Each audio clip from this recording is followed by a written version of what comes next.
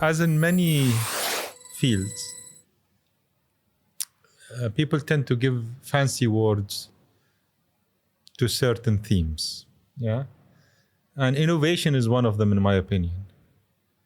Change innovation with survival. You'll add urgency. It's not a fancy word anymore, and it means what it means, really. So nations don't need to innovate. Nations, their role is to survive, and you cannot survive without innovating, basically. That's very powerful. And it's, what's the definition of innovation in your opinion? Just survival. To go back. That's it. What is innovation in its core, at its core? How do you know that you're innovating? I believe innovation has many, you can add so many things to that generic word. Yeah. But I think the core couple of elements is that you need to continuously solve problems that matter at the time and the context. So solving problems and adding efficiencies to everything you do. Because what defines a solution is that there is a problem. Yeah. And being able to identify problems, and many at times problems are not very clear. So for you to be able to identify a problem, many at times people call it opportunities. If you can't define something as a problem, it's really hard for me to accept it as an opportunity. The root cause or the root of an opportunity is actually a problem, usually. So being able to identify problems, however vague they are occasionally, is a skill, a very important skill. And that falls under what innovation would contain. That's number one. Number two, for you to be able to be, as a nation or as a city or as an individual, be able to, I wouldn't call it beat the others. Let me say be more advantaged against others. You need to be more efficient. Because with efficiency, you are either saving time or effort. And with that goes down to enhanced cost or enhanced quality. So those are the two key words I would use as major parts of what innovation is continuously solving problems and continuously being more efficient. Solving problems in an efficient way. But I want to touch on your yes. worldview, because this is a very interesting worldview you just touched on there. Opportunity versus problems. There's something about everything that I have been living, especially in our part of the world, in business. People tend to try to sugarcoat problems. Oh, don't say problem, say challenge, or say an opportunity. No. What do you feel about that? That's again sugarcoating, introducing fancy terminologies. What's wrong with that? What's that? What's wrong with that? What's wrong with what? With sugarcoating it and not saying about about a problem or an opportunity or a challenge. I think that comes from a fundamental, I would call it, issue with society. I think people are not trained to deal with failure. That's the root cause of us always talking about, don't mention failure, don't mention the bad part, sugarcoat it, look positive. In fact, I'm totally the opposite. I'm like, failure is the norm in life. It's not success. I mean, we all know statistics of 200 years since the Industrial Revolution is that 9 out of 10 companies fail within the first 3 years. Yeah. So what's the norm? Actually, success is the remote exception, it's so remote that failure is the norm. And you avoid 90% of the issues by sugarcoating it, acknowledge it, and deal with it. I mean, managing failure is, I think, the trait, the the skill that we failed to induce in our education system and our society into people, into future generations. You don't sugarcoat failure. You don't avoid failure because it's unavoidable. You just design for it. Design for failure. If you are able to fail fast and efficient, you will find your success and prevail. That's the formula. I don't see any other formula. يعني رب العالمين قال في القرآن والعصر إن الإنسان لفي خسر. أصل الإنسان، ما قال الكافرون، ما قال أي شيء، قال الإنسان عامة لفي خسر. الأصل هو الخسر إلا في اشتراطات. وحتى لو تقرأ باقي الآية إلا الذين آمنوا وعملوا الصالحات وتواصوا بالحق وتواصوا بالصبر، أشياء غير ملموسة، كلها أشياء spiritual يعني. It's a mindset. بكل الأحوال القصد أن dealing with failure and designing for failure to identify your success is the most efficient, practical, logical approach vis-a-vis sugarcoating, self-empowering, all of these terminologies that avoid the problem, avoid reality and try to go around it, which sadly causes a lot of mental stress in people, anxiety. Why do you, in my opinion, one main reason why stress is so dominant now and anxiety is so in growth is due to the failure of society and the education system in training individuals on dealing with the norm, which is failure. Is failure. What they graduate are individuals, not teams. What they graduate are individuals that are very committed, very disciplined, and don't make mistakes. This is why when they face life, and in life the norm is failure, they get very anxious and very stressed because they were trained otherwise. Whereby I believe if we train them for reality, we could really help their quality of life. We're really screwing their quality of life. That's so sad. I really feel saddened when I see this. But who would have told you that? Have your parents told you failure is the norm? Not at all. Or education system or society the whole system around you or media or anyone. Yeah. Nobody would tell you that. They praise winners. And I believe this causes more harm than good. I genuinely do.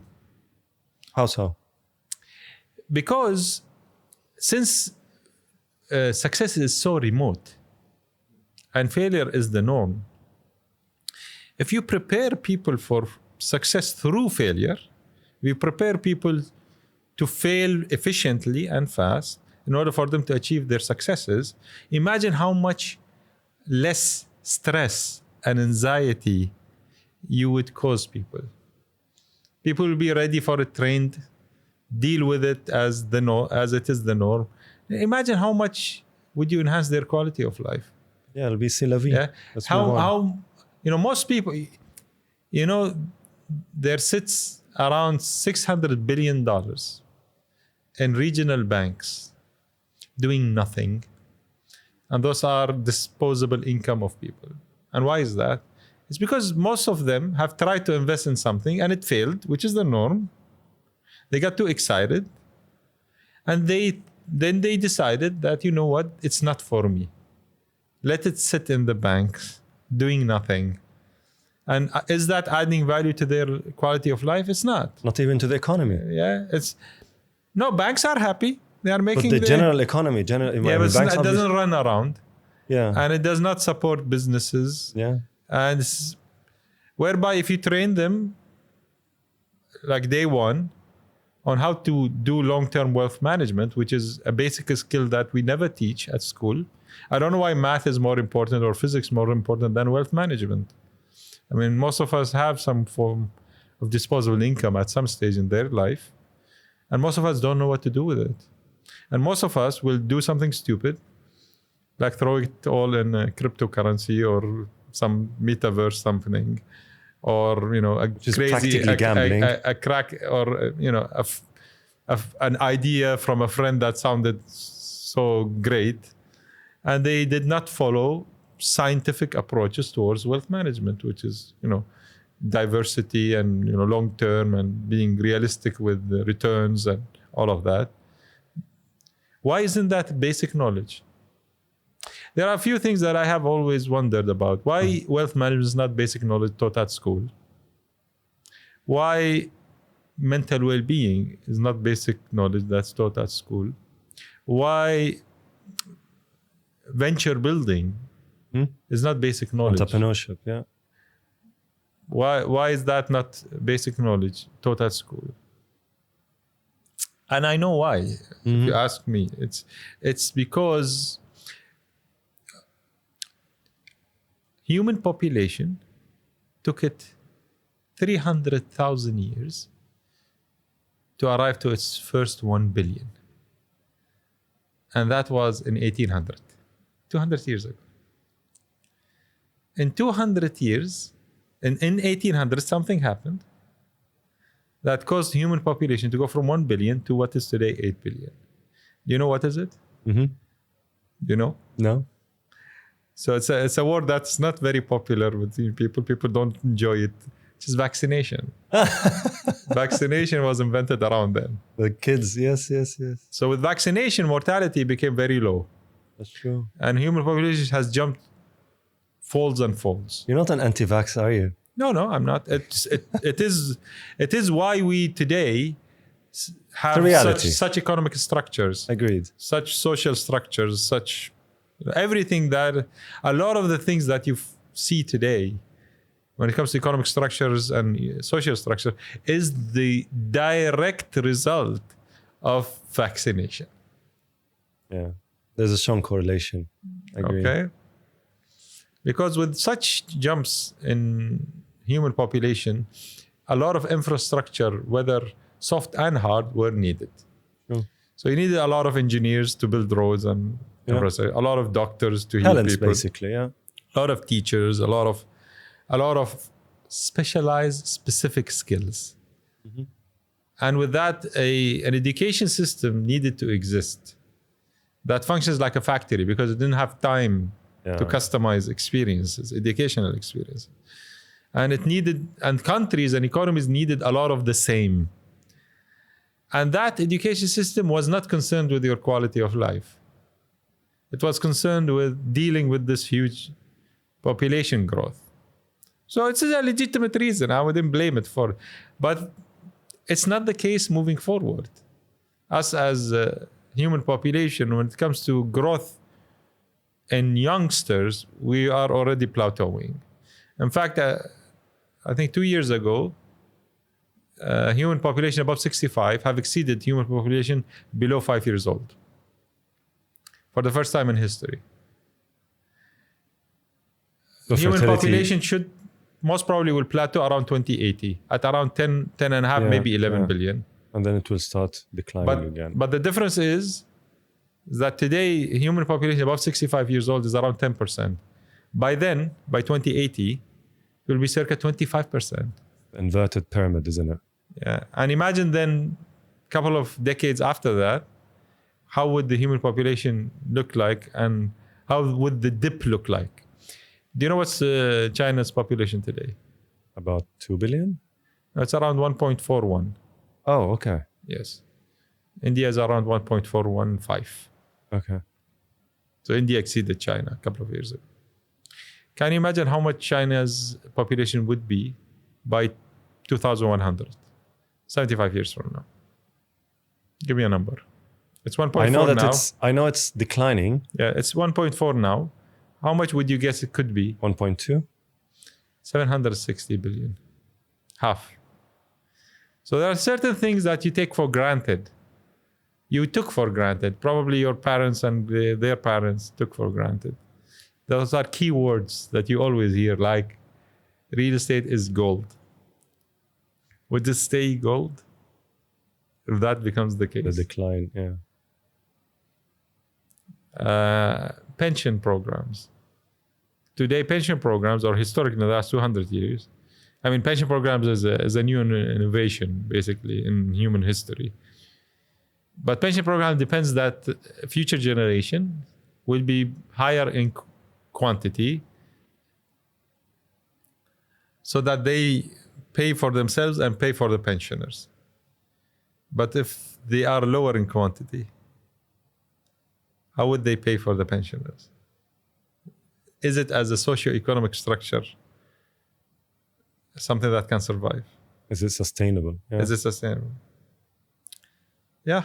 So there are two elements that you mentioned here, and we go back to innovation. It's fascinating the way you just linked all the dots together across the micro and the macro trends around the world, right? The first is education. The second is the risk profile.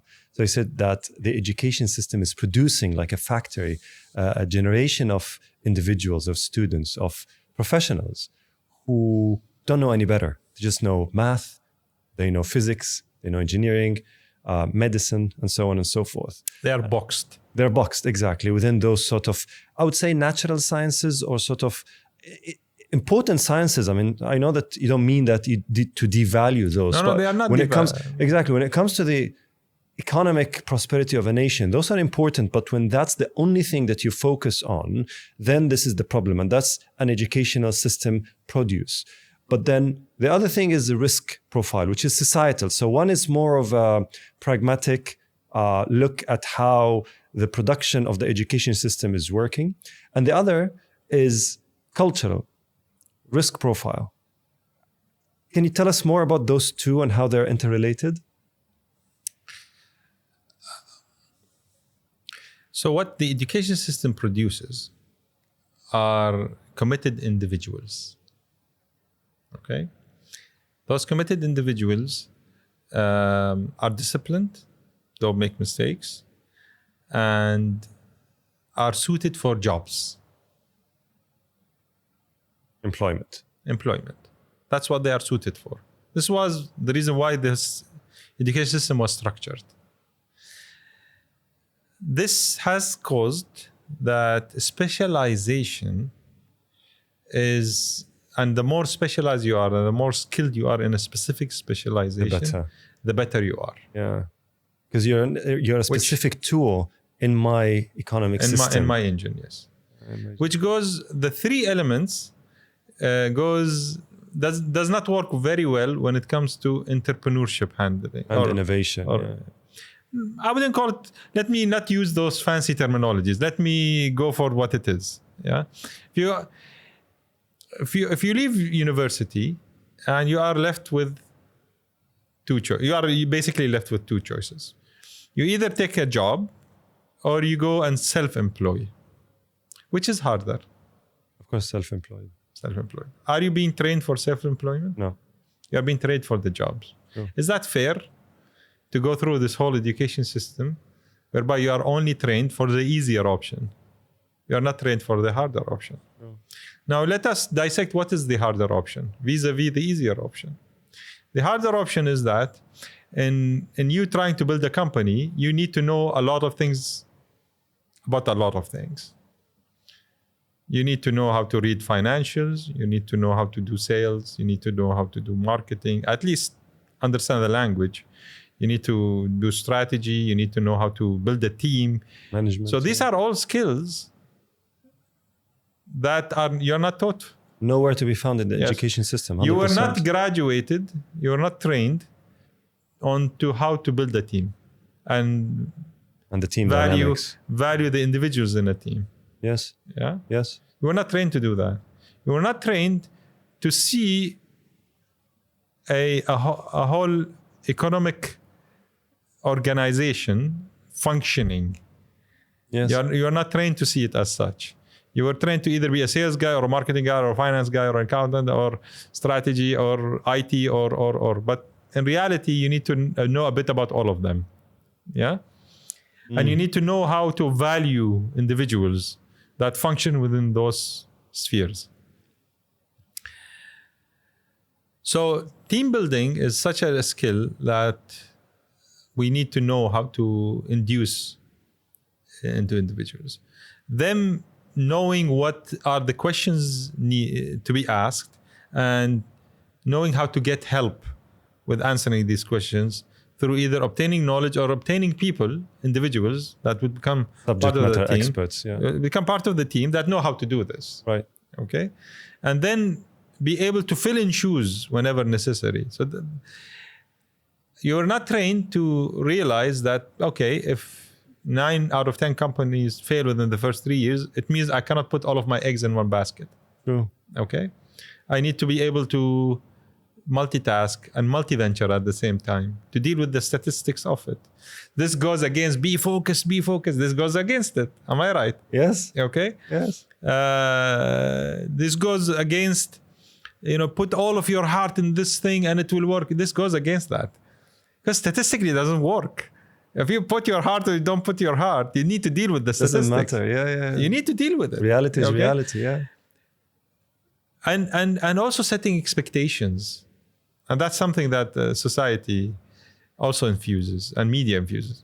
For example, I'm against the unicorn dream. Yeah, that's not realistic. That's so rare.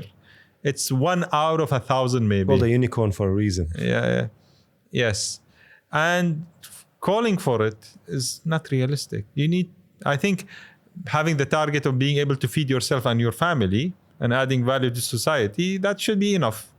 If you become a unicorn, good for you. I mean, but don't target that. Don't see people like Elon Musk and those guys as a role model. It's so rare. It's such a rarity. At an individual level. Even as an individual level.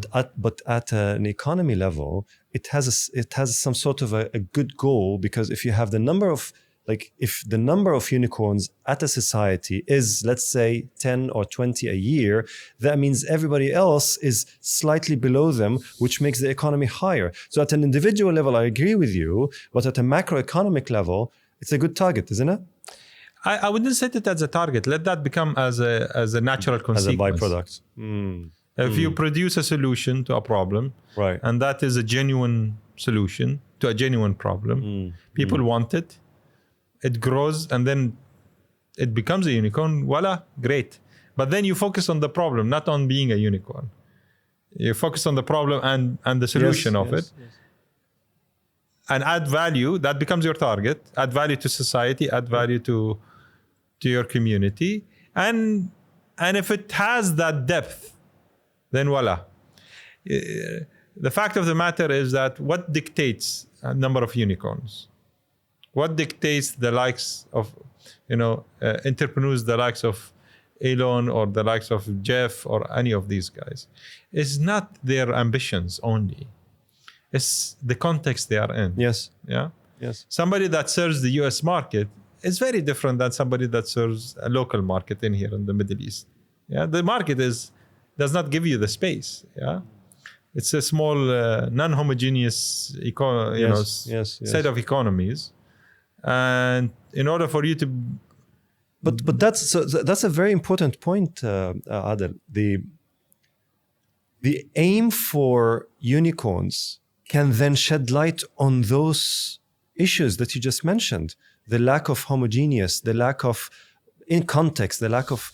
It can give rise to certain ideas at a certain level that those people say, "Hold on. Let's investigate scientifically," like you said. Why don't we have as much unicorns here? The population in the Middle East comparatively is high, but if we look at it as one system, but it's not, like you said. It's not. Which makes people at a policy level look at things differently. What do you think? Yes, I think, look, you see, you are in the sector, yeah. You see a lot of branding happening. Yes, yeah. A lot of those events, PR, and they are important. Yeah, if it has substance, right? No, not even. Really? Okay. Yeah, okay. Interesting. Yeah. I don't mind it. I don't mind seeing it. I don't mind all the fuzz. Okay. Gotcha. All of these media stunts, all of these. I don't mind it because it sets a positive feel. Okay. Okay. Can it be deceiving? And it is gives deceiving. a false sense of achievement. It is. Okay. It is deceiving, and it is a false sense of achievement. Yeah. But it sets a mood, Okay. which is good. Now, where it really matters is on the floor. Yeah. What does happen, and how are we really managing innovation where it matters? Okay, so it's really good to set the mood for innovation high. Agreed. Okay. Agreed. And media and PR does that. You get people excited. Now, how do you leverage of the excitement, funnel it practically in order to produce something of use? This becomes the challenge. Yeah. And this is where my focus is really as Adil. This is where I try to add value to society. It's like, okay, I see the mood. The mood is great. Yes, yes. Now, how can we practically do it in reality, whereby the end result are entrepreneurial teams that do multi-venture. And Fail multiple times. they multi-venture at a time, and they design for failure. Yes. Okay. How can we produce that? Because once you produce that, you statistically try to assure كله بيد رب العالمين X amount of companies that come out and can survive more than 3 years. So that's my target. My target is very clear. How many companies can I produce every 3 years? As an investor? So I'm occasionally an investor and occasionally a Founder? I would say a founder. I would say a supporter. Okay. Yes. Okay. Yeah. So I enjoy the venture studio style of doing things because I've tried every other method and they Can you explain the venture studio? Statistically didn't work out. So initially I built my own ventures. I invested with others. I set up a VC shop at a point in time. I was involved with accelerators and incubators. And they don't work. They don't. Many of them. So I went through the mistakes. And this is why, with what I say, it's not because I hear it or read it. Yes, I'm an academic. So I'm a PhD doctor, holder, PhD holder. Yes. But I'm more of a but you have the scar tissue. Oh my God. Yeah. So when said, what is the success, who's a successful entrepreneur? I would always say it's the one that had on average more successes than failures. That's a good measure. Yes. So on average, as time goes by, do you have more successes than failures? And if the answer is yes, then you are okay. You understand me? It's very rare. So the key words here are time and failures. Yes. And if you have more successes than failures, if your successes cost you less than if your failures cost you less than your successes, then you're okay. Then your net is positive. Your net is positive as a curve. Huh? Yes. Yeah. And people, successful people are measured against how steep is their curve. And some of them are luckier than the others. Financially at one point. Yeah, their successes, they went through very few failures and they were extremely... that has two-edged sword, by the way. Yeah. So some of them succeed in the first few ventures and they believe in that they have a superpower and they get stuck with their methods. But, as I said, success is never permanent. I'll give you an example with Corona. Yes. Oh, yes. So prior to Corona, I had close friends of mine, very successful people in their... Exposes people to Corona, right? No. I mean, it's life. Yeah, it's life. It will happen. Yeah. You know, things happen. If it's not Corona, it's something else. Like rain came like out of nowhere, and a lot of businesses got affected. Yeah. Of course. Yeah. I had a friend, a couple of friends of mine used to criticize me before Corona. I would say, Adil, why aren't you focused? Why are you like in 5-6 things at the same time? Like, focus, man. Look at me. I'm focused on this, and look how much money do I make. And yes, I had the same question to myself even. But it was against my nature.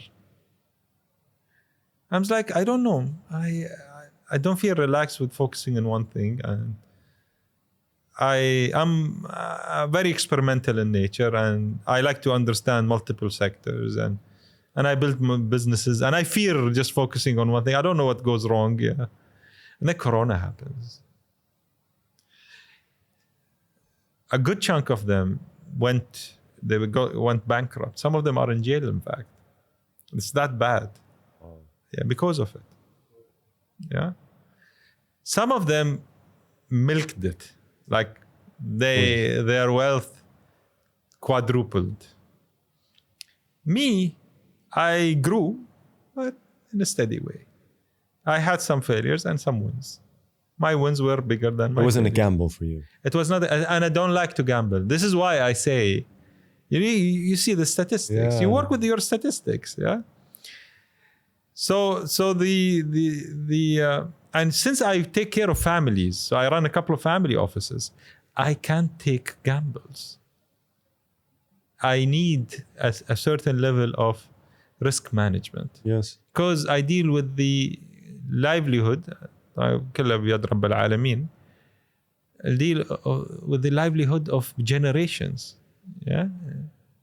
Those I can't risk their quality of life. Yeah. I have to take care of them. And you're talking about, tens and hundreds of people. Yeah, I can't deal with that. Yeah, yeah. Other than the families that the employees and their families that I have, and they are in the hundreds. Yes.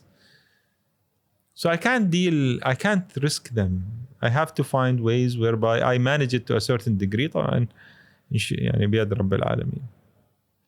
So I cannot deal with gambling. Yeah. So those friends of mine, seeing me today, the ones that are in trouble understood. The ones that are flourishing, they became more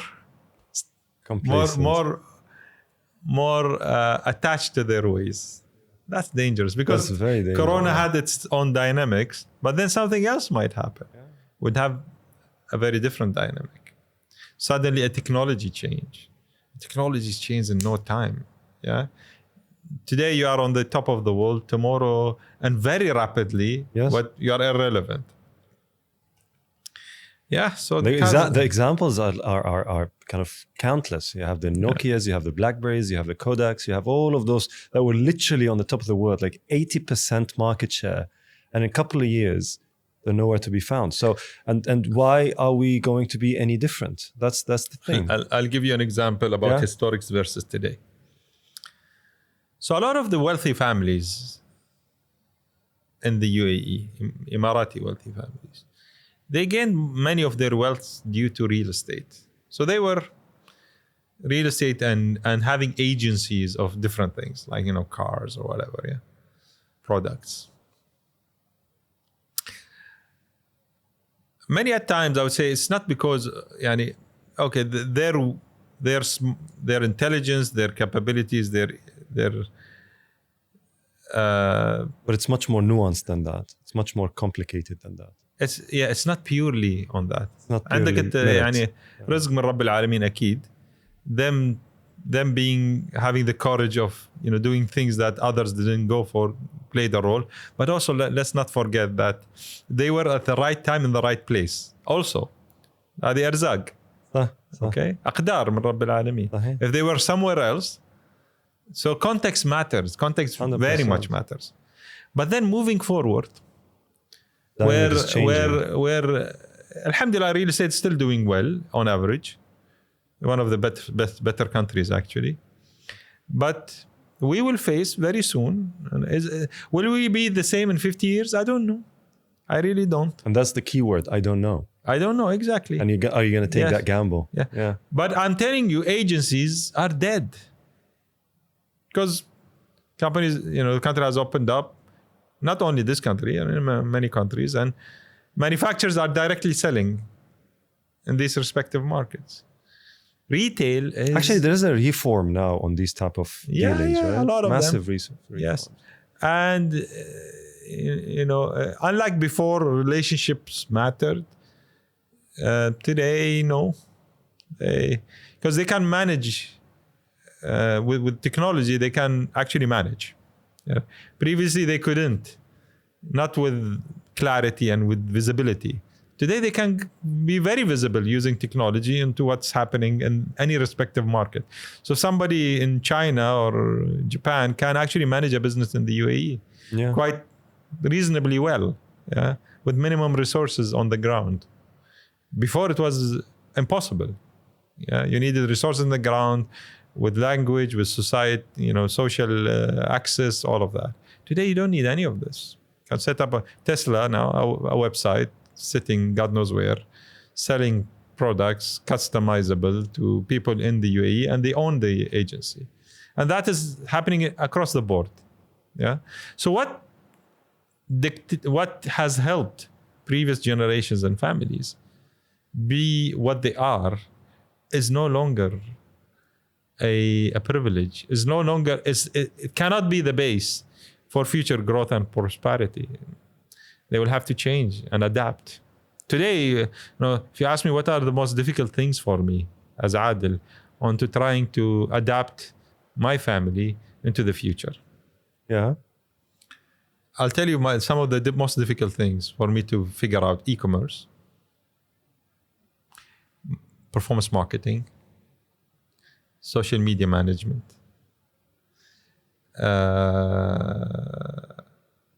of course, software development. Difficult to manage.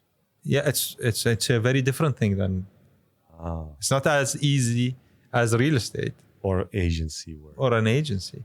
These require certain, and those are skills and talent. Yeah, I mean, if you go to social media, you know better than me. I mean, the algorithms change every week with these platforms, and these platforms come and go. Yeah, with e-commerce, competition is killing it. If you're not up there, if you had the wrong picture, with the wrong color at the background, changes everything. Yeah, if you are unable to grow a followership or viewship, you don't have access to people. Before you had advertisements off the line, on the, above the line, below the line, the traditional marketing. Now, no, you need to be. You need a scientific method to test everything. And these in a way. change every few days, not years, not months, every few days, and a small tweak could dictate whether you are profitable or you go viral and you become a big thing or not. Yeah. So, the challenges of today are very different. Or the challenges of the today future, let me call it, is very different than whatever kept us alive and kicking until today. Yeah.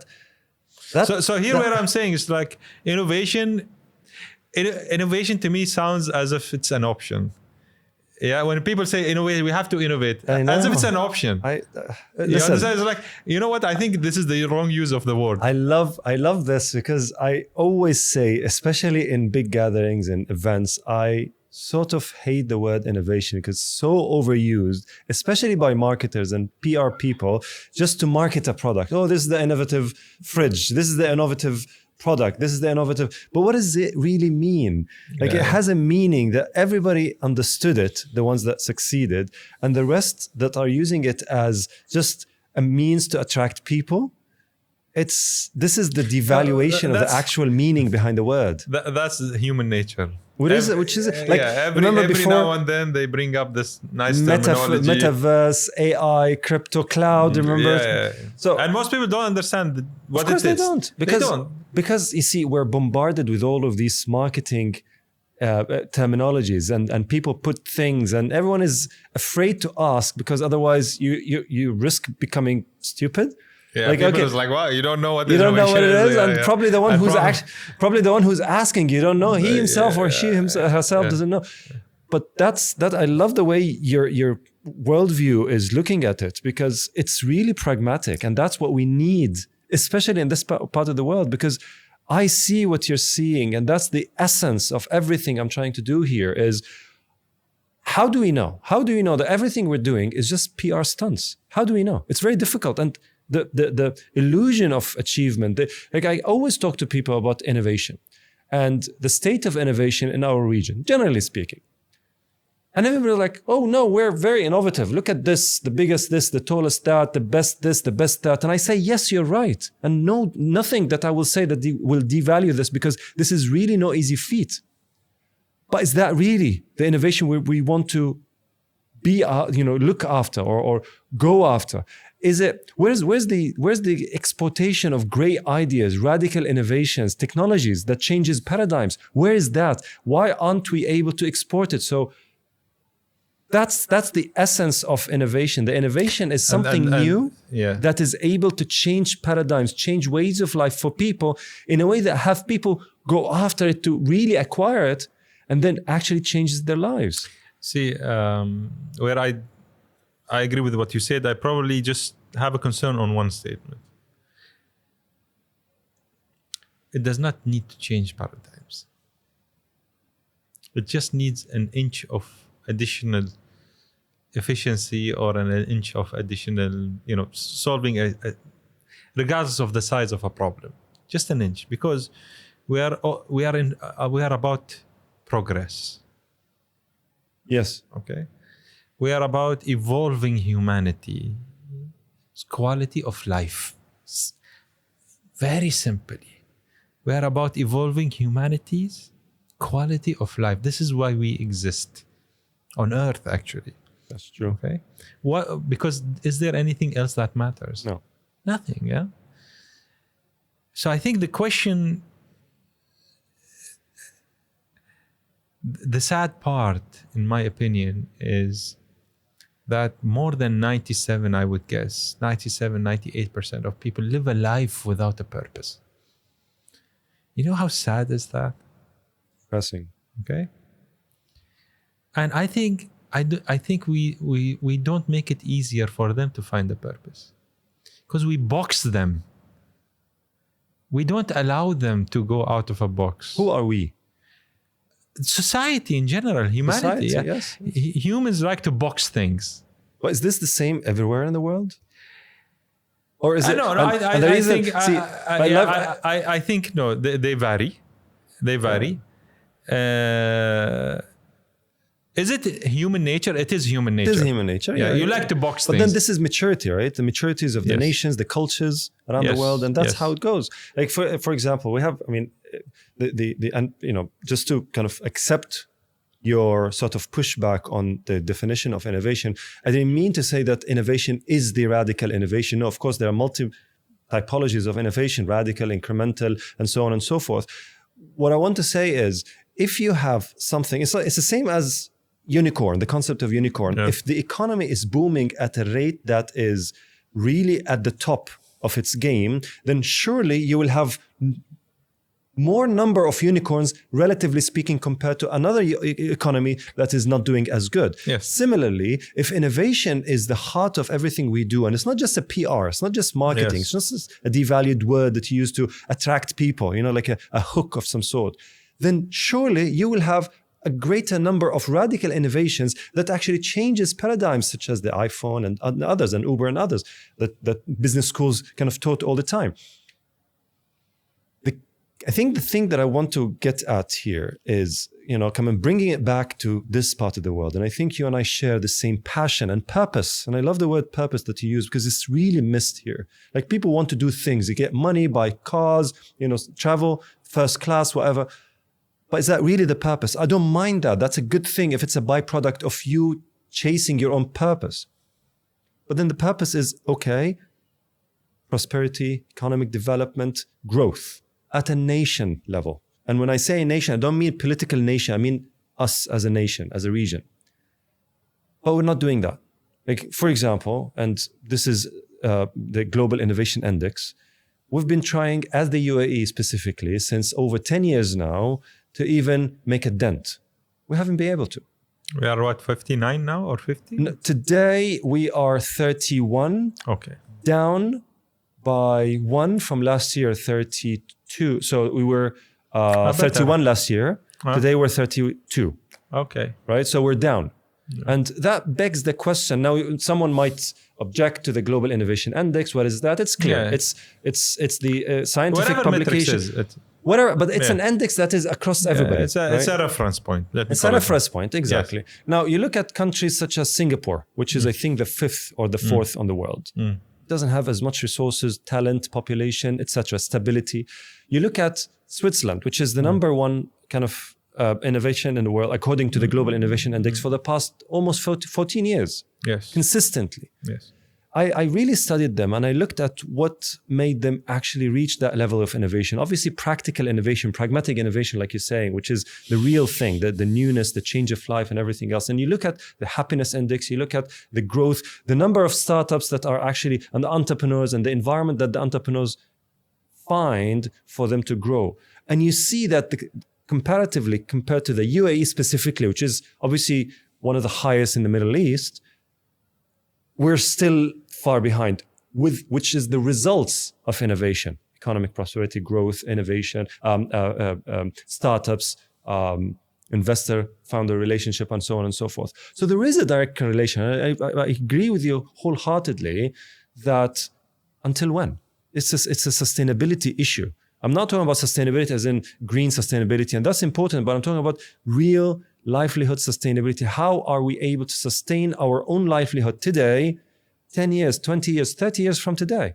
And are we seeing a tsunami coming and we're just trying to turn a blind eye?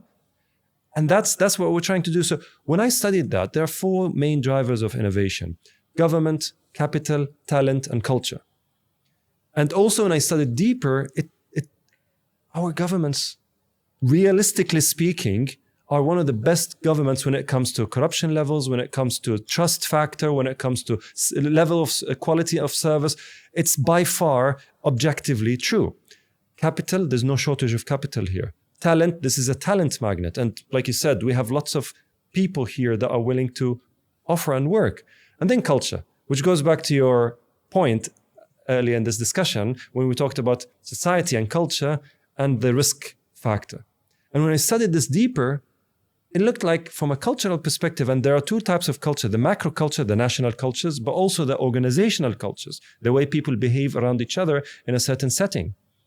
And those 2 has certain traits that actually is slowing down our innovation efforts. One of which, for example, risk of, our risk profile, risk avoidance, conflict avoidance. You started saying that, there's nothing called a challenge, or, okay, fine, you want to call it that, sugarcoat it, but it's still a problem.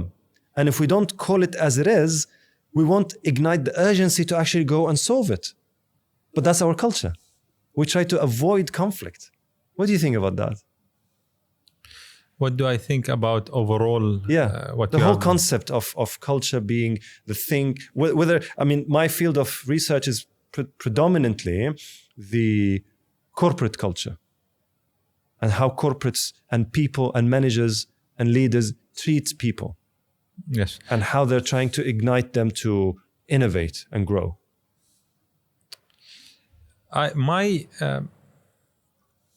My take on why do I think that we are not in par with many other more advanced in the entrepreneurship sphere economies like Singapore is a bit different than your conclusion. Mm-hmm.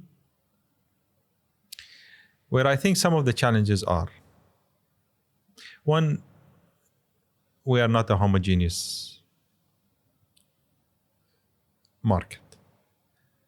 not in the regional level, not in the locality level.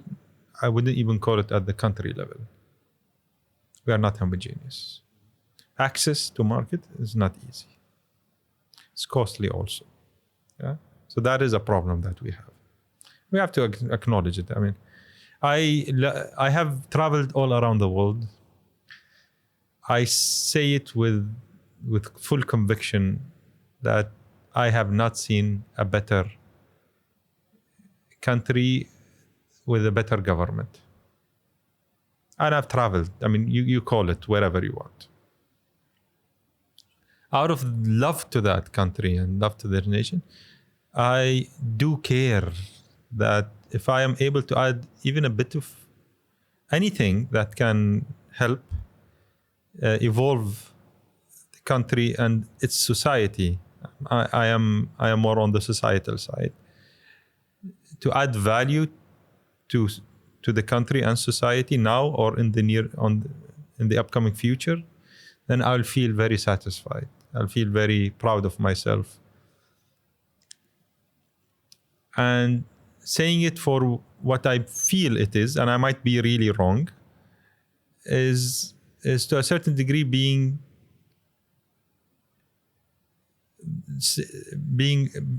it for the love of this country and its leadership. One is that we need to be more homogeneous as a market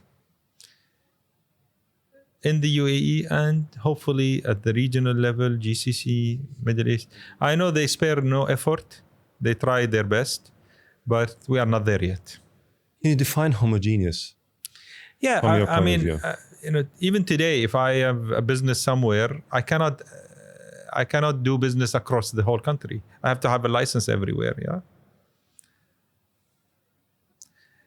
If I do business in the UAE, I can't do business in Saudi. I can't.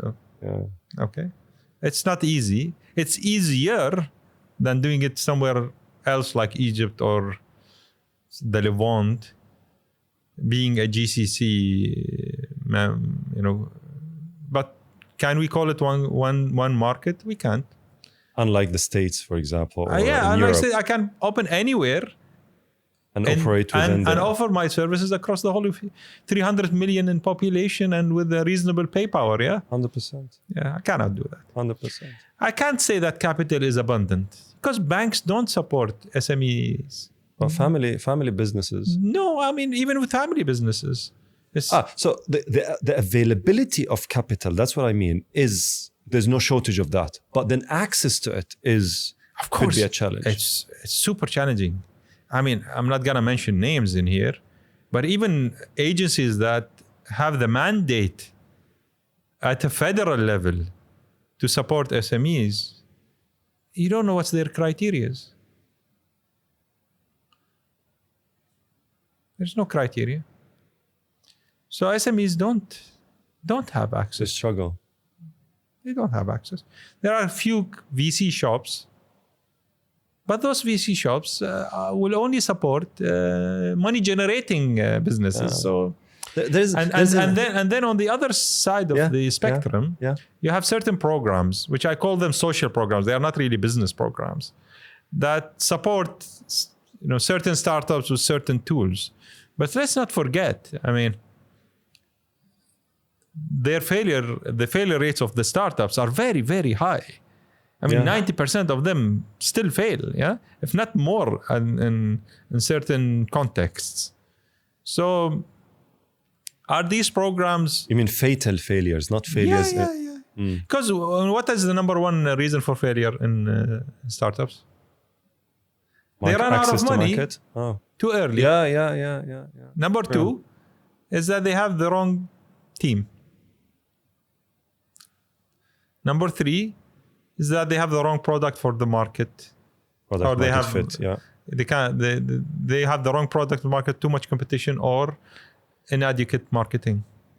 That's the third reason. Yeah. You understand me? The first one is actual money. Yeah. And yes, at times what countries do is that they provide these programs for the mass. Realistically speaking, you can't expect much from them. You unfortunately need to focus. Yes, that will disappoint a lot of the mass. Yeah. But if you have higher quality programs that focus on a smaller population of startups, Yeah. whereby you give them more access to funding for longer period of time, Yeah. and help them be able to grow proper teams, and then support them with their market access and marketing and competition, you would probably get better outcomes statistically. Okay. Yeah. Because you'll be solving those hurdles. Because you'll be focused. You'll be focused. Yeah. So most of these incubators and accelerators and they have all the right intentions. But most of their time is spent on dealing with the mass. They don't have time to focus on hand-picked opportunities. Very sorry.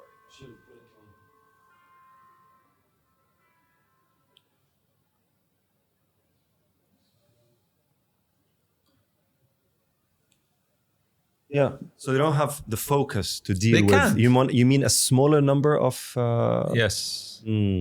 So where There's a capacity issue. Of course.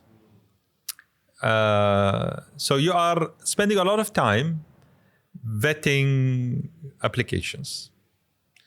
Then you are spending a lot of time figuring out, and you take the risk of whether that individual or that team is good at all. Then you are spending a lot of time monitoring them and probably trying to support a lot of them across multiple years in order for you to figure out whether they are of any use, whether they have success or not.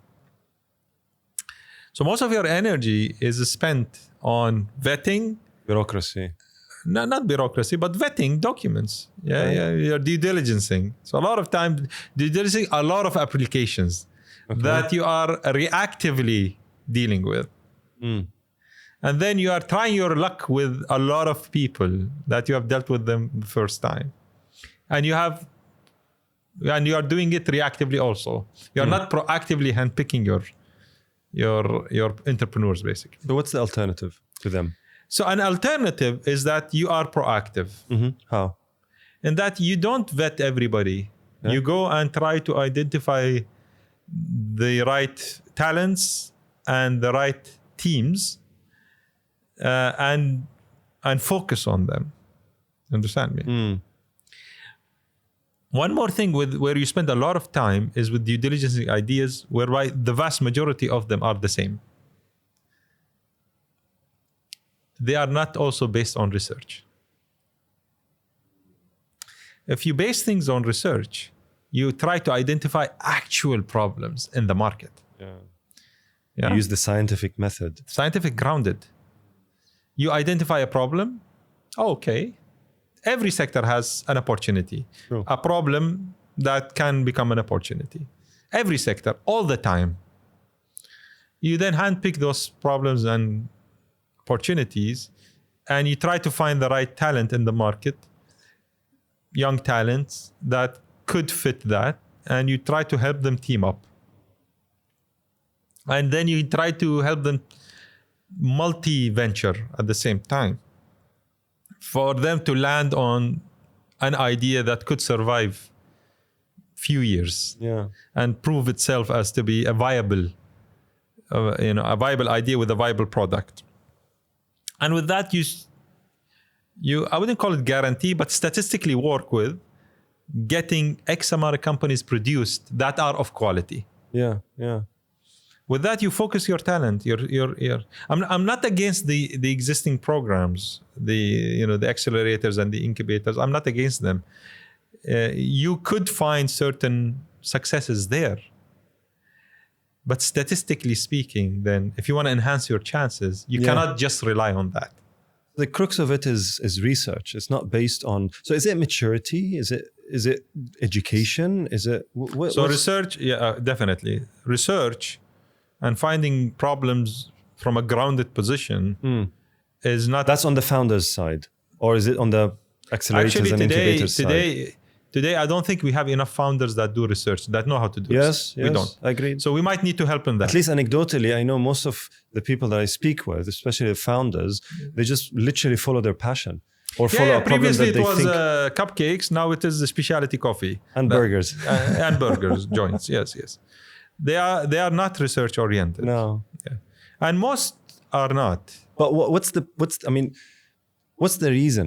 Is it education? The reason for lack of research, like you mentioned, is it education? Is it society? Is it pressure? Is it lack of information? What do you think from your perspective? Look, I think society and education are still producing employees. They are not producing problem solvers. So employees in disguise. Yeah, they're producing employees for historically good reasons. I'm not. I'm not trying to negatively tag that. I am not. It serves a purpose, a very important purpose. But then let's be realistic. What is it that you want as an economy? As economies, most economies needed employees in the last 200 years. True. Factories, governments. We know today that 40% of nursery-aged kids will have to be self-employed by the time they graduate. So today, we have to care for both. You understand me? We have to care for the harder option also. We have to train them for the harder option, upon which if they choose employment, it's up to them. It's a lifestyle choice. Yes. Yeah, it's not. Because an entrepreneur can be an employee, but an employee, it's difficult to be an entrepreneur, realistically speaking. Look, it's not my job to judge how people live their life. Yeah. People can choose whatever, they are happy with. Yeah, it's called employment, entrepreneurship, whatever. But our role, I think, as educators and people that are thinking of this, is that we need to prepare them for the hardest option. Correct. Yeah.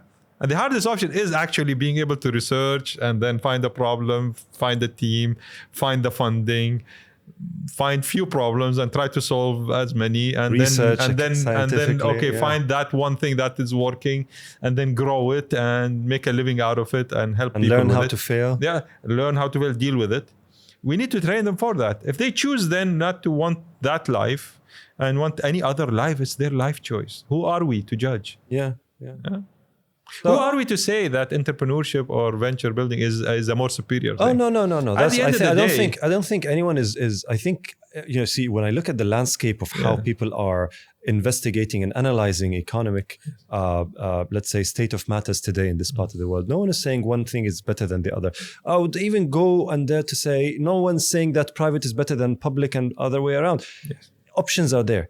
I think the disparity that you and I are agreeing on and discussing is when there's an imbalance between one over the other that makes everyone wants to go and work for the government or work as an employee. Or at an educational level, the only tool that you have is a hammer, therefore all of your problems is a nail. Meaning the only thing that you know is an employee, therefore what do? You take your degree, you prepare your CV, you knock on the doors, you get a job, you walk up the ladder, you become a manager, a leader within a corporate, and that's all you know, right? And I think what you're trying to say is that's unsustainable because in a few years' time, 40% of those people must be entrepreneurs if they need to survive. And at an economic level, otherwise it'll be unemployment and therefore it will harm everyone. So I think it's a duty that we realize the changing dynamics of socioeconomics and the changing dynamics of the job market. Yeah. Identify how can we help ready future generations to a different world that we have lived. I think that's our duty. That's it. We make sure that the foundation, the soil is prepared. It's unfair to, when I built a school,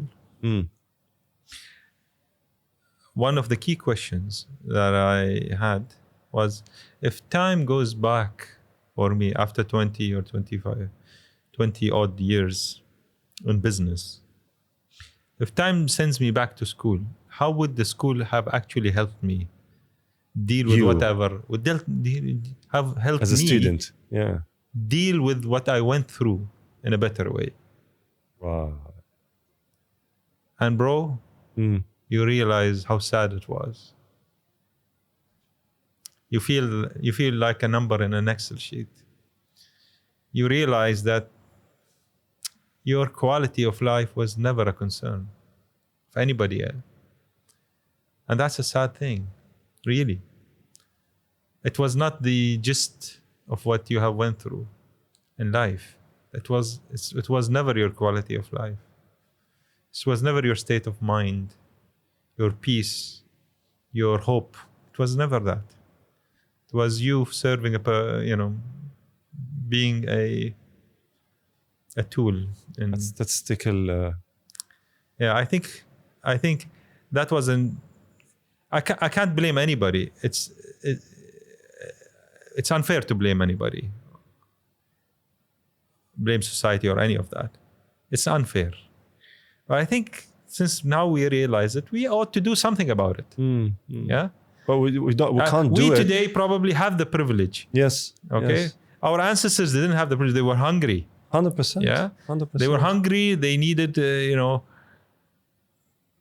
to evolve and this we today and this enjoy. Rhymes, this rhymes with the concept of we're still young as a nation. I'm not talking about the country. I'm talking about the nation in general. I mean, the idea of the whole region starting in just the mid 20th century is just look at others. It's like 200, 300, 400 No, years. I'm talking about humanity. I'm not talking about No, but even if we bring it back to the region, I always, like when I talk to my father and I ask him, how was it like in the 50s?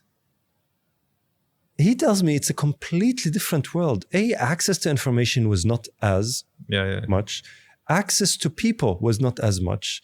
And most importantly, the whole world, the generation of baby boomers, they were just trying to survive because they didn't know any better. Yes. After the World War II and so on and so forth. So we're the generation who were raised by those systems and those kind of, let's say, group of people that really didn't know any better at that time in that context. Yes, and they did their best. They did their best. Look at us, right? Yeah. This is so why we're here. So we today live in a much more privileged world than they have lived. Ever lived, exactly. Yes. But you know what was their concern? Is to give us a better quality life. Yes. So we need to do the same. Yes. They didn't call it quality of life. It was survival. It was survival. Yes, 100%. Yes. For us, we now have the privilege of calling it quality of life. And the dangerous proposition is if we do the same thing as they did. And I think this is what you're doing. Yes. So I think, they needed at the time to deal with very different problems and have many very different hopes. Yeah. For us. Yeah. Their hope was that we survive probably, have the right food, the right quality of education, get safety. The jobs, get the safety, get a fair chance of a certain income. Alhamdulillah, by the grace of God, a good chunk of that has been delivered, and we are some of the very lucky ones to be at the right place in the right time. Alhamdulillah. Enjoying what this country has and the leadership has provided us. We are so grateful. Now our duty is to, what attracts many people to this country and why is it very successful? And I always used to say this. I was very privileged to have traveled the world into attracting companies to come to the country. I used to work for the government for a while. I used to say the most expensive commodity that we sell in this country is safety and security. 100%. It's the most expensive commodity. Because everything else doesn't matter afterwards. Yes. Like you can have the best quality of life, as in materialistic quality of life, but if it's not based on the foundation of safety, nothing else matters. Yes. So I think today what our role is to make it a more enjoyable country in the sense of quality of life. This is what you see actually being the number one concern of the leadership in here, is how You see a lot in TikTok and all those social media, how people like come to Dubai, Habibi, or come to the UAE, Habibi, and they reflect a nice quality of life. This is what they reflect. Yes. So we need to be ahead of the curve. And I think to your point, and a lot of that is now to set expectations. Exactly. And to your point, everybody plays their role in the symphony. Like I play almost zero role in the safety domain. I'm not in the police. I'm not in the government. I'm not in the services industry. So, okay, like, of course I have a role to play if I see something wrong, but generally speaking, that's not my focus. That's not my forte. Yeah. So, and similarly for you, you're in the education, you're in the investment, you're in the kind of management of wealth and so on and so forth. I think the thing that I see is there's an element of going back to cohesion and being a homogeneous area. So that's one thing, which is policies and policymakers and sort of at a certain level should understand. And I think, and I feel that it's changing. But the other thing is, and that's one thing that I see all the time, is that people depend a lot on other theories, other products, other ideas from outside of this region. And I'll tell you a small example. If you look at the main consulting companies, the main quote unquote experts, that they are experts and they are good, that are praised in this part of the world, you'll see that almost 100% of them are not from this region. If you ask anyone now about education, they'll talk about Harvard, Oxford, Cambridge, MIT, and so on and so forth. Okay, that's fine. We're still new as a region, as a nation. Yeah. That's okay. And those people are like 200, 300 years ago. But where are the grassroots? Where are the seeds? Where is the soil to prepare for 10 years from now, 20 years from now, to create the Harvard of the region, to create us? And the more I dig deeper into this, the more I see things that even slows us down and takes us back. And I say it, this is my field of research. And it just... I'll explain. Yes, please. I see the question. What does it take? Mm-hmm. If you are to study medicine, who would be teaching you? A medical doctor, most probably, yes. If you are to study architecture, who would be teaching you? Yeah. Be an architect, yes. But why is it, if you want to study business, the one that is teaching you is not a businessman? It's probably one of the very few fields. True. That the one teaching you is not a matter expert. Mm. Have you been to a university or a school whereby the one taught you business was a businessman? Yeah. Do I see the seeds? Yes, and I'm involved in some of them. I'm very proud to be involved in some of them. Mm-hmm. It is very challenging because the education system is ought to move from having teachers to having mentors. Nice. And bro, that ain't easy. No. Okay, because if you want to bring in entrepreneurs and businessmen to teach, they won't teach. So your option is that you have to convert teachers to mentors. And that's actually the title of my next book. Okay. Yes. Teachers to mentors. But then you have to take them through programs that are not lectures. So for example, now I've designed an 18 months program for teachers in my school to go through multi-venture building in 18 months. Whereby they get shares in companies and... That's almost a degree, a master's degree. Of course. Yeah. And it's very hard to convince educators to do it. But then I only want educators that will do it.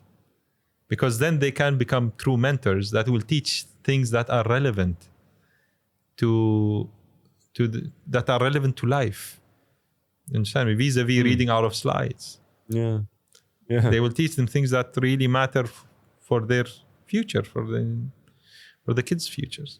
Same goes at all levels, schools and university. That is for the track of, you call it entrepreneurship or innovation, whatever. Well, there are these specializations. I mean, that's a given. Like, if you want a medical doctor, there's a path to do that. I'm not criticizing the whole education system in here. I'm not criticizing actually at all. What I'm saying is that, and I think this is a mutually agreed point, is that the root of innovation and venture building is yet to mature better. And one way of doing that is that we need to acknowledge that pure academics, again, in business, ain't gonna deliver it. Agreed. Academics need to become mentors. And what's the difference between mentors and academics? Two things. When a mentorship style, you let a team ask for knowledge. You don't infuse the knowledge into them. Yeah, pull than a push. Pull than push. And whereby the mentor is somebody that went through a few experiences and would guide them, give them a nudge to go into the right direction, vis-a-vis tell them what to do. That's the difference. But in order to arrive to that, it's not an easy play. And it's not a mass play also. So you cannot do this with thousands of students. Yeah. And with hundreds of mentors. But how can you scale it? You probably don't need to scale it. You just need a good enough. If you go to universities and see their entrepreneurship programs and what do they actually produce that are actually successful, you see the number to be really low. And that's not surprising. That's normal actually. But then to enhance that number with it needs a focus. It cannot be mass. It's very hard to deal with it mass because people differ. Yeah. Their interest is different. The circumstances is different, and obviously their aspirations you is different. You need the programs that attend to the mass. You cannot let go of these. Yeah. Yeah? Yeah. It's not, I think what you're trying to say, it's not a substitute. It's something that will complement and augment. Yes. Okay. I think a lot of it is to do with having focused approaches. Yeah. Without we don't need to dismantle a thing that is running. We don't need to. We don't need to re-innovate the education system or disrupt it. I don't like these terminologies. I really don't. I think to be very pragmatic, very specific, very focused, progressive, so that the end result is better a bit than today's. Right. I think that's practical. So it's not the actual sort of radicalization of a system. It's actually having the focus on and the deliberate focus on a strategic objective without removing the other objectives, and then add it to your methodology to reach to that, measuring your KPIs and monitoring your progress until you reach there. And if something fell, that's fine, then this is how it is. But you didn't actually stop something from happening today. That's what so it's not a substitute. Yeah.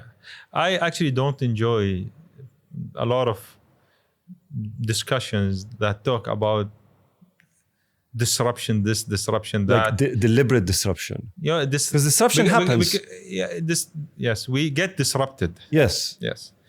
But to talk about it and to aim for it, that's okay. To talk about it high level and just to poke. Right. Interesting. It's easy to talk. Yes, talk is easy. It's easy. But to actually make a difference, even if it's a small difference, it's not easy. And it takes very different kind of people to care. 100%. And want to do it. And I want to, help a bit. I owe it to this country, to this. As Adil, I see it that I owe it to humanity. I owe it to my society. I owe it to my country. And I owe it to my leadership, the leadership of this country. They gave us a great life. We are to do something about it. We are to pay back in some shape or form and help all of them. Yeah. Help all of them. Yeah. Society, family, and humanity. It's fascinating what you're saying, because the recent events of the floods that happened in the region, and especially in the UAE and Dubai, exposed how people feel about this country, and the amount of people who put themselves in faces of danger just to go ahead and save someone else, or clean, or just help, volunteer, is a telltale for everything you said. It's how people feel about this. So about the country, about the leadership, about the government, about society in general, which is so heartwarming. It's so heartwarming, and it's actually the first ingredient for the growth that we both aim for.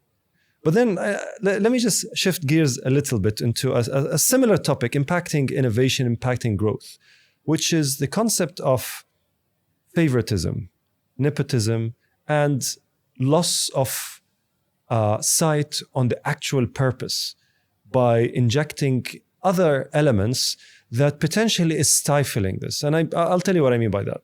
So there's a research paper that was published by professors from the UAE University and I think Zayed University, that confirms that first, our exportation and production of knowledge and let's say innovation, generally speaking, is stifled. And that's obviously by all metrics. But then it came to the conclusion that it is stifled because of the dynamics of the region. Like you said, the lack of a homogeneous environment for trade, but also how we focus on free trade or let's say free opportunities. What I mean by that is, when you go to a university setting and you want to produce a piece of knowledge, that has to be an abstract, absolutely, of who you are, where you're coming from, and how you did it, as long as you are able to produce knowledge. The research is saying that no, there's an element of favoritism, there's an element of nepotism, and there's a massive element of partialism, this element of looking at, let's say, Emiratis, or let's say Arabs, or let's say X or Y. While we're talking about that level, so whether it's, again, knowledge production, whether it's entrepreneurship and societal growth from an economic perspective, and so on and so forth. What do you think about that? Do you face it? Do you see it? Is it something that you think is stifling? Is it pushing? How do you feel about it? I know it's very sensitive. Repeat the question in a different way. So if you look at, so there's a research paper, and this research paper has been produced by two professors, one from the UAE University and one from Zayed University. And the research paper's conclusion is that our region is trailing behind when it comes to knowledge production, specifically, but innovation generally speaking. And the conclusion that why is this happening is because there's an element of favoritism, nepotism, and partialism. So when it comes to opportunities related to knowledge production and innovation, for instance, if you are X, like you said, if you are from this part of the world, or if you are from this city, or if you're from this country, then you are given all the tools to produce knowledge. If you're not, then you're on your own. And that's they say this is the reason why we're not producing as much knowledge. What do you feel about that? That's a very wide, but there are so many variables that would be involved in such a conclusion. Is there favorism in some countries? Yes, and that's very natural. And let me explain why. Yeah. I do this in business. At times, I have the choice of doing things myself or entrusting someone that claims to be a matter expert. I always say the following: I rather pay for my mistakes than others. So at times you will favor your own people vis-a-vis others is because using others doesn't guarantee that you'll get the right results. Agreed. And probably your own people making their mistakes will teach them. Correct. So you'll pay for your own mistakes. Because the end, I like that. at the end, it's their money and it's their country. Yeah. And let them learn from their money. So it's fine. This helps them learn. So some level of favorism Is benign. is wise. Some And level. required. Yes, agreed. It's required because You need to favorite your son when you... yeah, because how would they learn then otherwise? True. Yeah? You're not They gonna... might not be the smartest. Yeah. They might not be the best. But how would they learn if you don't give them a chance? True. And isn't it at the end their country, their money, their wealth, their society? It's theirs at the end. What are you here to do? You are here to make their life easier. And how would their life become easier if they don't make mistakes and learn from it? So I would put that as an element. Okay. As with regards to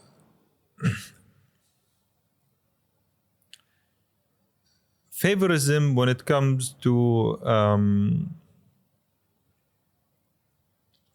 especially within academia. Yes. Academia is a very structured, too much, a very structured engine. Yeah. It's an engine that's been evolving. It's a mammoth. It's for the last 200 years. And it has a very specific way of producing knowledge. And at many times, of course, there are great things that came out of the current process of knowledge production within academia. Yeah. But the strictness of the system, the bureaucracy in it, institutionalization of the system of knowledge, of knowledge, yes, does cause a barrier. And that bureaucracy, right, would cause favorism within that structure. I could be smarter than you and matter expert in the field, but you have the right certificates. I don't. You have published in certain journals. I couldn't get someone there. Yeah. I couldn't get their attention because I don't have the contacts there. Yeah. I don't have the affiliation. I don't have the affiliations. And my paper was reviewed by my friends or by someone that knows me. So there are elements there. I mean, there's nothing perfect, and let us acknowledge the fact that these things exist. Is the whole system flawed? No, it's not. But these elements do exist, and they cause favorism in some shape or form. And acknowledging them is only natural. That, since these things exist, this will cause some deficiency in to a certain degree, not in knowledge production. I haven't read the paper, so I don't know what are the different variables they attended to, but I would guess that those are a few things that obviously I would look at. It's not the truth, right? But yes. That's why I asked. I mean, funny speaking, that 75% of statistics are not accurate, including the 75% of statistics. That's funny. That's really funny. Which is why, I mean, one of the books that I've read is The Data Detective by Tim Hartford, which really opens your eye about how to read research papers. The fact that it's published does not mean anything in the grand scheme of things, right? Yeah. It warrants you. It gives you a campus and a direction, but but that's why with a margin of error. Exactly. However, I think what we're aiming to do is to advance knowledge, which will then necessarily, with education, knowledge production, and so on and so forth, which necessarily will advance innovation in its more practical way, which then will advance the way of life, lifestyle, economy, growth, and so on and so forth. So that's so it starts with knowledge. Now, I think what the paper tried to say is that anything that is put as policies, as regulations, as processes that would the slightest bit create any sort of friction to the knowledge production should be in theory frowned upon. That's, I think, the premise. Yeah. And then scale on that, not just education, entrepreneurship, the creation of wealth, the creation of, if it's stifled, now obviously there has to be rules and regulations, and you need to. Obviously the favoritism in the sense of I favorite my own daughter, it's actually a needed thing. If I don't, then obviously I'm a bad person. So the word favoritism usually sometimes carries with it the meaning of negative meaning, but it's really not. It is what it is. I mean, in finance or in wealth management, there's a rule of thumb. Yeah. Money, to be efficient, money needs to be managed by the most competent. 100%. But if I want to teach my kids how to manage their wealth, I have to give them some of that wealth to make their mistakes on, so that they can partially manage it in the future. So am I giving it to the most competent? No. And that goes against that rule of thumb. That's true. So as in humans, we like things to be black and white and boxed. This is how our brain works. Yes. This is why we put laws and regulations. Yeah. Which has helped advance humanity across the centuries. But let us acknowledge that it's never black and white. Sure. It's much more complicated and it's never really and boxed. nuanced. Yes, yes. Okay. When you have the privilege of really thinking of it deeply, it's never. It's not. It's not. You can easily throw out a terminology like, favorism or whatever. Yeah. But it's a scale. But if you're researching it scientifically, like you mentioned, then at least the concept of talking about it, investigating it as a potential phenomena, is something that shouldn't be frowned upon. Do you agree? Yeah, you spend because the intention is actually the growth and the development of a nation. Yeah, and and I think it's in the details. Yes. And it has a lot to do with context. Correct. Yeah. As I mentioned, I'll tell you a small example. Yeah. For example, if someone tells me that there's a favoritism in the way government distributes land, I'll smile. For example, I'll actually smirk. I was like, what do you expect? What else? What do you mean by favoritism?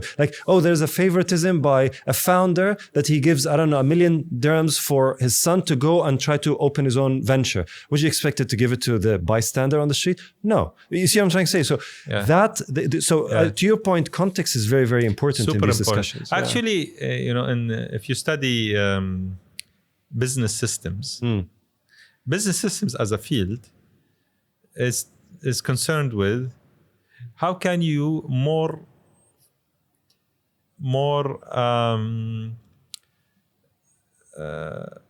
not accurately, but more what's the right word? Fairly compare organizational structures. For example, try to compare a company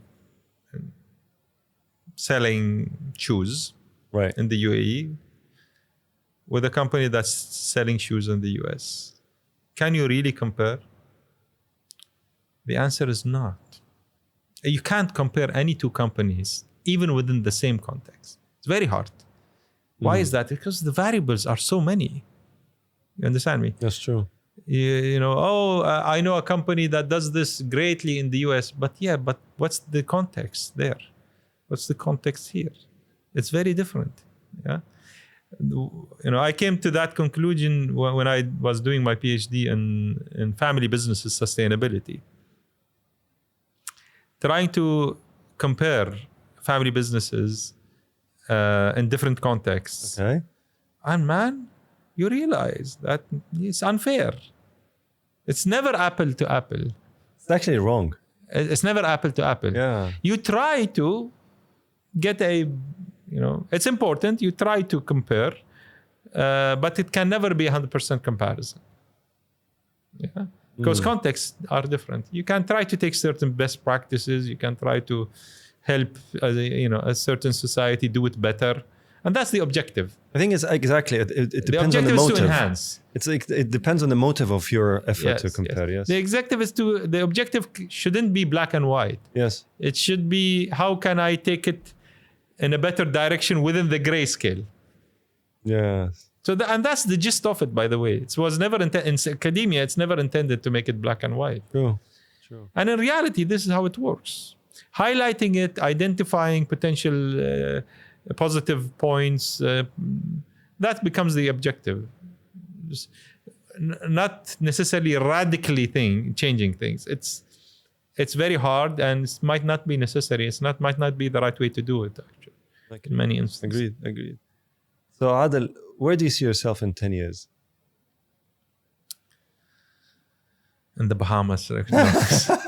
I don't think so. No. Speaking to you for the past hour or two, I don't think you're the kind of guy who would say to the Bahamas. Yeah, I'm not.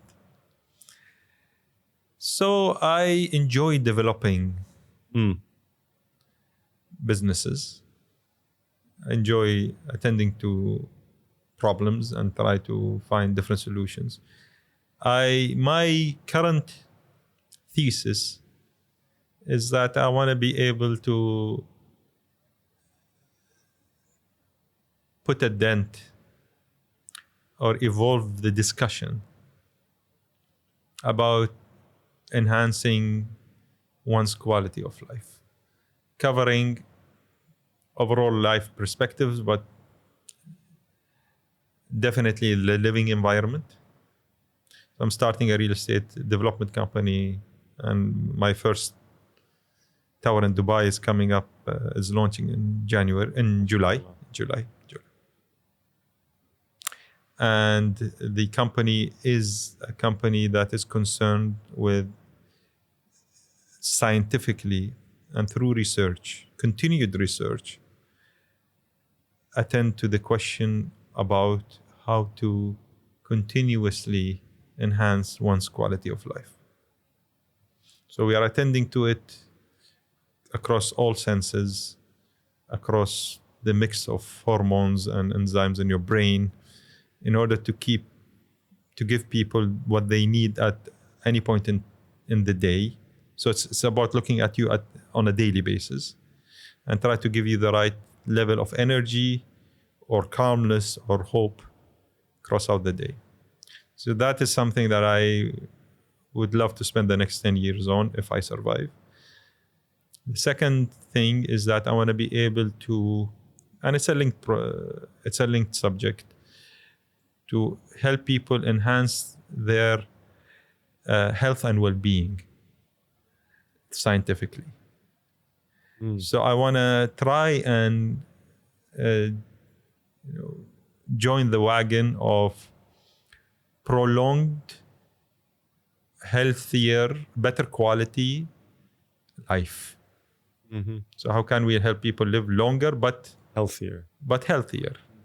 What's the use of living long but not healthy? Okay. Longevity. Yeah. So have better, more quality days on average. That's my objective there. Yeah. And the third objective, and I would love to spend the next 10 years on doing this. Third objective that I have is to help people enhance their quality of life through proper wealth management. So I want to educate the mass about how to manage their wealth in a more scientifically sounded approach, taking reasonable risks, diversifying like hell, and be able to add to their livelihood for themselves and the generations to come. And that's the third objective that I have in mind. And fourth, which is again linked to wealth management, is how to prepare generations for the entrepreneurship option. So for to be wealthy. To be the self-feeding option. Right. Yeah, to to be trained for the harder option, upon which through is the training on how to team up, the training how to design to failure. And with that, you also enhance their quality of life so that they become more resilient, more conscious of the realities of the world, the statistics. And with that, less stress, less anxiety, more by design, more accepting of failure and more accepting of the challenges of the world.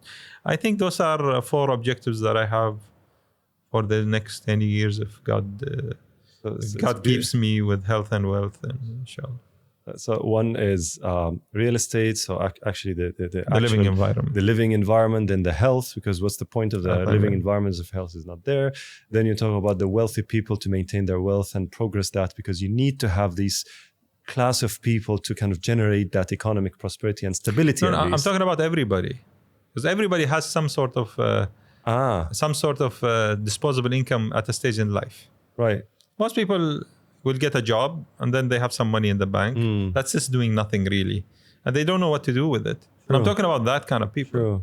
I'm not talking about necessarily the wealth. The wealthy already have teams that will do that for them.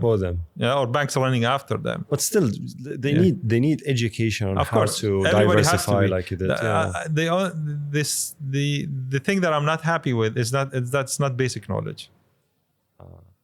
I need it to be basic knowledge. I need everybody to be conscious of this. Less gambling, more proper management.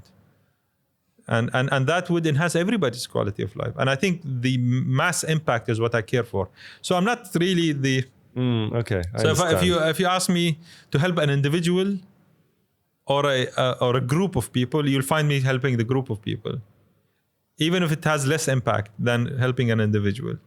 And the reason why is that I'm more of a mass impact guy. I like that approach more so than helping individuals, or it's the way my brain works. But either ways, so wealth management for the mass, not for the birthday. Okay. Yeah. And lastly is the entrepreneurial landscape. The readiness for that option. The readiness for the harder option. I hope that we still know each other in 10 years, because I would love to see the world that you're creating, Adil, in this region and live it, because it sounds like it's a 360 plan for the region. If one works, then that'd be great. I'll tell you what, consider me as your extended supporter, because those align almost one for one with everything that I think should happen, especially in this part of the world. And I keep on saying this part of the world. Did I make it clearer in your mind? 100%. Good. 100%. If I can make it clear to a lot of more people, then I think we all help each other. Exactly. And it takes group. It takes multiple minds to come together to actually first understand and agree on the end result, the goal, and how it would look like. So I always say, if I close my eyes now and picture a world in 5 years or 10 years from now, how would that look like? And then work backwards from there, right? Until today, what I have today, even if I have nothing, I'll have something that I'll start with and then build my way to that dream. And if I don't know where I'm going, vis-a-vis, like you said, purpose, then everything else is irrelevant. And I think it helps people find a meaningful route or drive. This makes them, for them to wake up excited. So how do I gauge a quality of life on daily basis? Do I sleep in peace? Do I wake up excited? The more days I have that, the better quality of life I have, because those are the basic feelings that we share with all other creatures, which is safety and hope. Yeah. Otherwise, how would you? Wow. How would you grow a peaceful sleep and wake up excited if you don't have a purpose that goes beyond you, but then helps your society and your family, and knowing that at the end you'll die, you understand me, and you'll take nothing with you. If that is a reality that you know will happen, what would you live for? That's a very good gauge. If you sleep in peace, And wake up excited. Waking up excited. You know that you're on the right path. Yes, and if you have a lot of these days that you are not sleeping in peace and you are not waking up excited, then you need to change something. And probably you're derailed. Yeah, find at times I would go to sleep and there is this somebody that comes into my mind and I'm annoyed with. Maybe a partner or an employee or somebody. And if they come for a few days, I make a change. If I don't wake up excited for a few days, I don't like to do what I'm doing, go to work, and if it goes for a reasonable amount of days, then at times you need to make a change. Because this is where you reevaluate. Yeah, because happiness, unfortunately, is always linked to the future. It's not real. It's not a real concept. It's actually a very human concept. Same as with success. Success is never today. It's always in the future. And happiness is always linked with success. But when are you going to be happy then? What is happiness, actually? If you take it to the basics, it shouldn't be in the future because you cannot gauge it. How would you impact it daily basis? What's the real feeling that you need to gauge? What is happiness? Then you realize that happiness, success, many concepts, even love, are not real. They boil down to peace and hope. And that you can try and measure on a daily basis. If you meet a person you fall in love with today, what's the immediate feeling you have? You will have peace. Peace becomes... Actually, for the first time, it starts with hope. Hope is very high. You see the person in front of you as to be everything that you hoped for. But peace is not there yet because the relationship has not tied up. As time goes by, hope is achieved to a certain degree. Peace is achieved to a certain degree. And then the formula changes. This is why people that are married for a long time, they have a lot of peace. And hope is satisfied. You understand? Because they know each other very well. So the formula changes from hope being high, peace being low, to peace being high and hope being satisfied to the most of it. And this is why people reflect that as respect, as being accustomed, which is not a bad thing to have. So even love can be dissected to certain basic feelings like hope and peace. And that you can measure on a daily basis. Do you have that peace with that person? Do you have that hope with that person? And the same goes with job, with future, with everything. So I think we need to be able to measure it more closely towards your day or week on average or month on average, vis-a-vis once you get that promotion and get that car and that wife and that house, house, those kids, and then you die before you're able to measure it. Yeah. Oh, wow. Adil, thank you very much. Thank you, buddy. Thank you.